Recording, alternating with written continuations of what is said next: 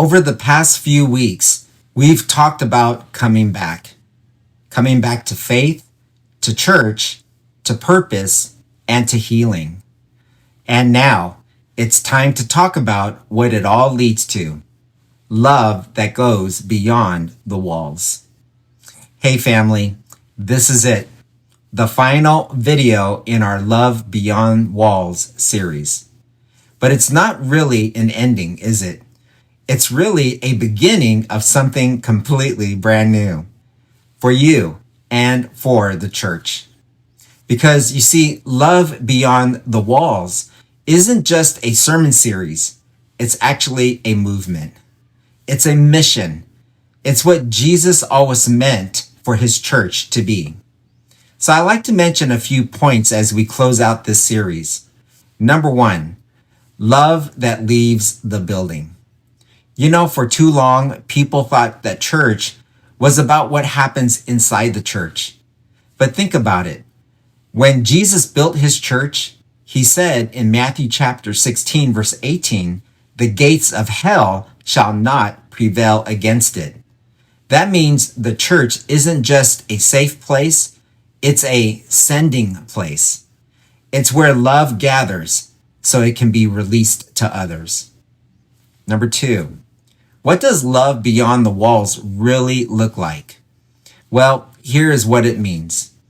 First, it means that loving people who have left also means welcoming them back in without any guilt, no shame, just grace. But secondly, it also means serving people who can't repay you. That means meals, visits, calls, prayers. No spotlight is needed, right? Number three, it means taking Jesus to the streets, not waiting for people to just walk in. You know, at your job, at school, at the grocery store, this can all happen. By this, everyone will know that you are my disciples if you love one another. We read in John chapter 13, verse 35. That's what love beyond the walls actually looks like. When the church begins to love like Jesus, then walls will fall, hearts will open, and lives will actually be changed. Number three, this is just the beginning. Right now, across all of North America, churches are preparing for the largest effort to reach people with good news of Jesus and to let them know that Jesus is coming back very soon. This is a movement of revival, reconnection, and reclaiming purpose in these last days. It's not just about filling the seats in a church. It's about reaching souls because we know that Jesus is coming back. And it's about you rediscovering what church was always meant to be. A living, breathing expression of God's love that is active in the entire world. And guess what? Whether you believe it or not, you're a part of it. Number four, what is your next step? If you watch this series, you've already taken one gigantic step. Now it's time for another. Come to church this weekend. Join a small group. Find a way to serve. But most of all, share your story.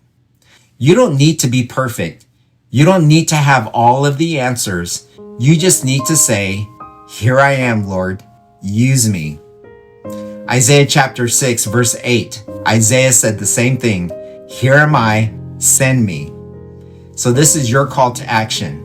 Here's what I would like for you to do now. First, comment below. What did this series mean to you? And then message me if you're ready to reconnect, serve, or share your story. I'll try to get you connected wherever you are. Go visit a church. Join us this Sabbath in person or online. And invite a friend, someone else who needs this series too. All right, here's my final reflection prompt for you. Read Acts chapter 2, verse 42 through 47, John chapter 13, 34 and 35, and ask yourself, where can I live out love beyond the walls this week? Then pray this prayer.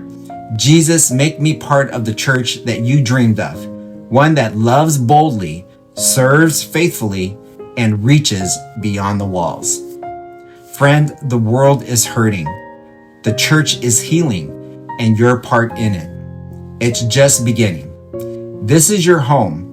This is your purpose. And this is what love beyond walls really means. So let's live it together. My final prayer for you and wish is that God bless you and your family as you return back home and discover love beyond the walls. God bless everyone.